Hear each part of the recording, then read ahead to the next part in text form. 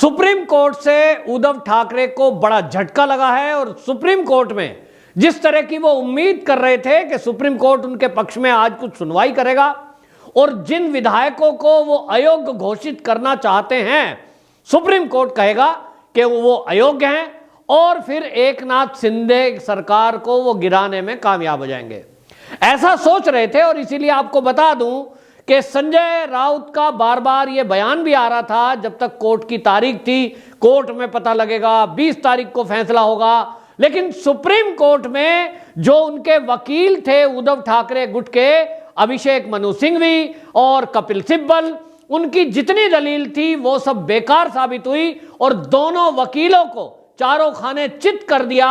जो एकनाथ शिंदे गुट के वकील थे हरीश साल्वे, उन्होंने उन दोनों वकीलों को चारों खाने चित कर दिया और अपनी दलीलों से यहां तक हरीश साल्वे ने कह दिया कि ये जो सुप्रीम कोर्ट में फैसले के लिए एप्लीकेशन डाली गई है कि जो विधायक हैं 16 वो अयोग्य हैं कि योग्य हैं, इस पर सुप्रीम कोर्ट का कोई अधिकार ही नहीं है।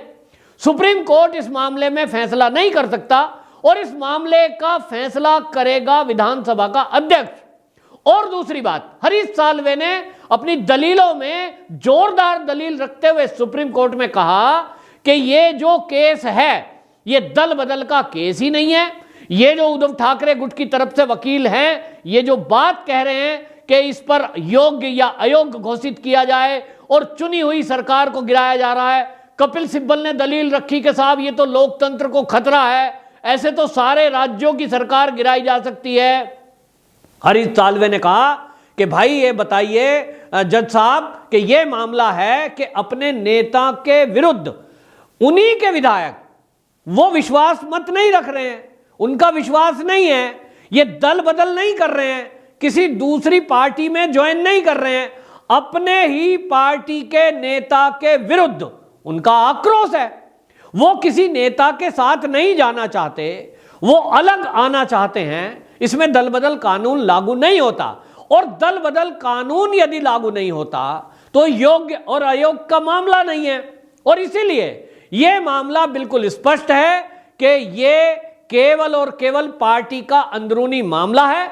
शिवसेना के जो विधायक हैं वो उद्धव ठाकरे को अपना नेता नहीं मानते, वो आज एकनाथ शिंदे को अपना नेता मानते हैं। अधिकांश जो विधायक हैं वो आज एकनाथ शिंदे के साथ हैं। तो इसमें ना तो किसी दूसरी पार्टी का हस्तक्षेप है और ना ये लोकतंत्र के लिए खतरे वाली बात है।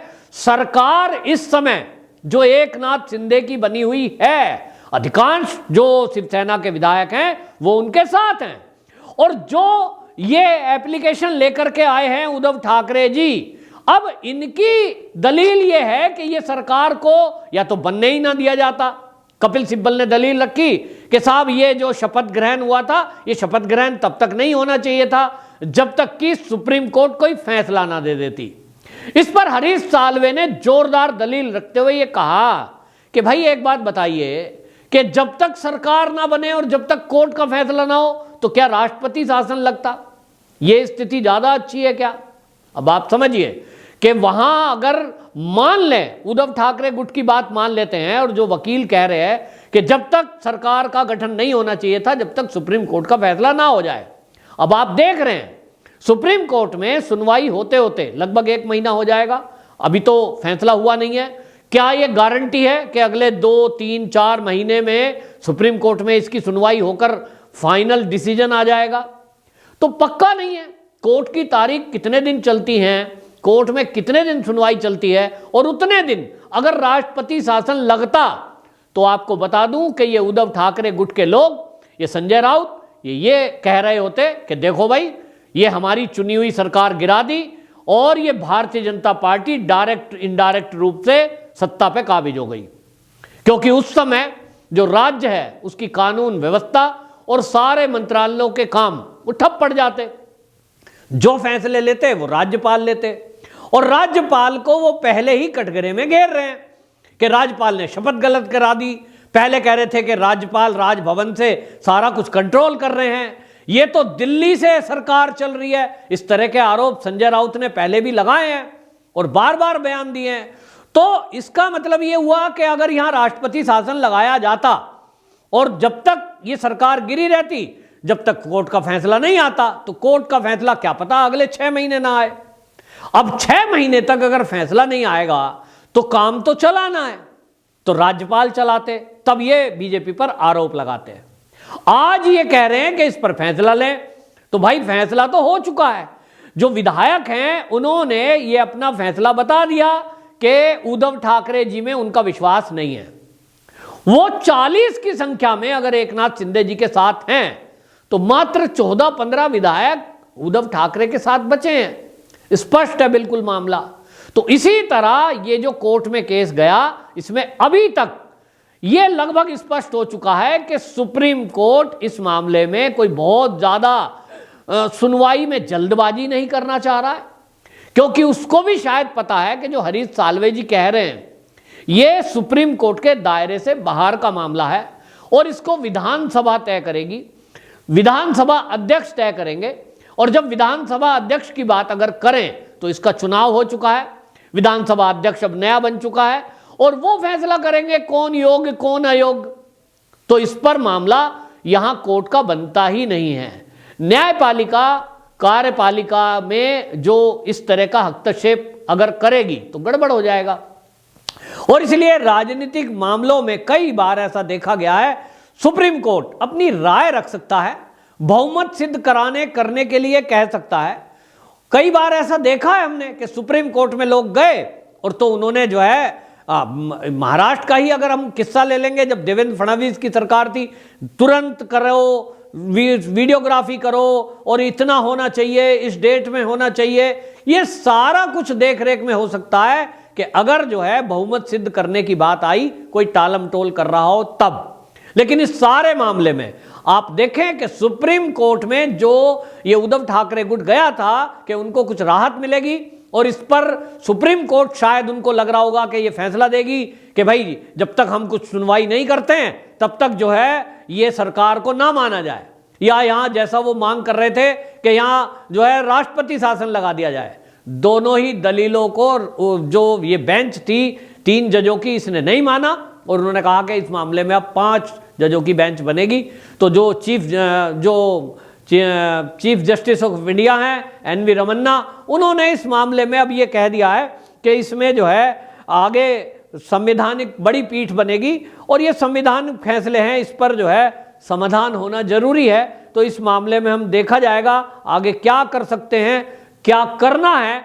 लेकिन आपको बताएं जो कपिल सिब्बल और ये अभिषेक मनु सिंघवी, ये दोनों कांग्रेसी पुराने हैं और वकील हैं वैसे तो, चलो इन्होंने जो भी दलील रखी लेकिन इनकी एक भी दलील सुप्रीम कोर्ट में नहीं चली।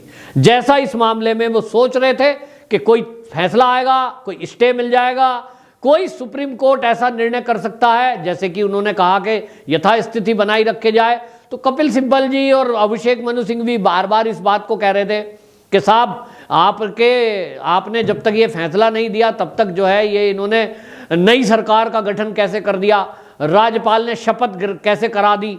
तो इन सबको सुप्रीम कोर्ट ने कोई सुनवाई नहीं करी और अगली सुनवाई 1 अगस्त को है और माना यह जा रहा है कि 1 अगस्त में भी ये सारी दलीलें और सब कुछ सबूत ये मांगे जाएंगे। नोटिस जारी हो चुका है सुप्रीम कोर्ट की तरफ से, अब नोटिस जारी हुआ है, अपनी अपनी बातें रखेंगे, प्रूफ रखेंगे और प्रूफ में अभी तक जो आंकड़े हैं वो सबके सामने हैं कि एकनाथ शिंदे जी के साथ 40 विधायक साथ में हैं। ये बता रहा है कि शिवसेना में अंदरूनी फूट का मामला है, ये दल बदल का मामला नहीं है और किसी दूसरी पार्टी का इस झगड़े से लेना देना भी नहीं है। भारतीय जनता पार्टी का यदि मुख्यमंत्री इस समय होता तो आप कह सकते थे कि साहब इन्होंने तोड़ा है। तो जो कपिल सिब्बल कह रहे हैं कि सरकार को गिराया गया था वह लोकतंत्र का मजाक है, तो कपिल सिब्बल जी आप ये भी बताइए कि ये जो सरकार को किसने गिराया? सरकार को बीजेपी ने तो गिराया नहीं, शिवसेना वाले हैं, शिवसेना में अंदरूनी आपस की लड़ाई थी। अगर वो लड़ाई आपस में सुलझ जाती, क्या झगड़ा था? विधायक केवल इतनी बात कह रहे थे कि उद्धव ठाकरे जी हमारी बात नहीं सुनते, हमें मिलने का समय नहीं देते, हमारे फोन नहीं उठाते, हमारे क्षेत्रों में हम काम नहीं करा पाते। एनसीपी के नेता हमारे हिस्से का कोटा भी, यानी जो धन निधि विधायक की मिलती है, उसका पैसा भी अपने क्षेत्र में ले जाते हैं। वो ये कह रहे थे कि एनसीपी शिवसेना को खत्म करने का प्रयास कर रही है। ये 5-6 आरोप जो लगाए, इस पर उद्धव ठाकरे जी अपने विधायकों को बिठाकर बात कर लेते, मामला सुलझ जाता, तो सरकार बनी रहती। अब उसमें जैसा वो कह रहे थे कि एकनाथ शिंदे चाहे तो मुख्यमंत्री बन जाए, चाहे तो वो अध्यक्ष भी बन जाए, आज वो सुप्रीम कोर्ट में आ गए हैं। इसी से पता लग रहा है कि उद्धव ठाकरे जी की कथनी और करनी में फर्क है। अगर वो एकनाथ शिंदे को मुख्यमंत्री बनाने के लिए तैयार थे, अगर वो इस झगड़े को खत्म करने के लिए और शिवसेना को टूटने से बचाने के लिए पार्टी का अध्यक्ष पद भी छोड़कर एकनाथ शिंदे को अध्यक्ष बनाने के लिए रियल में तैयार थे, तो आज उनको क्या प्रॉब्लम है जब एकनाथ शिंदे एक 3 व्हीलर चलाने वाला मुख्यमंत्री बन गया है, तो अध्यक्ष भी बना दें, मुख्यमंत्री उसे स्वीकार करें। लेकिन ऐसा उद्धव ठाकरे नहीं कर रहे हैं और कोर्ट का सहारा ले रहे हैं। यही बता रहा है कि उद्धव ठाकरे हो या संजय राउत, ये कहते कुछ और हैं, सोचते कुछ और हैं और करते कुछ और हैं। वंदे मातरम।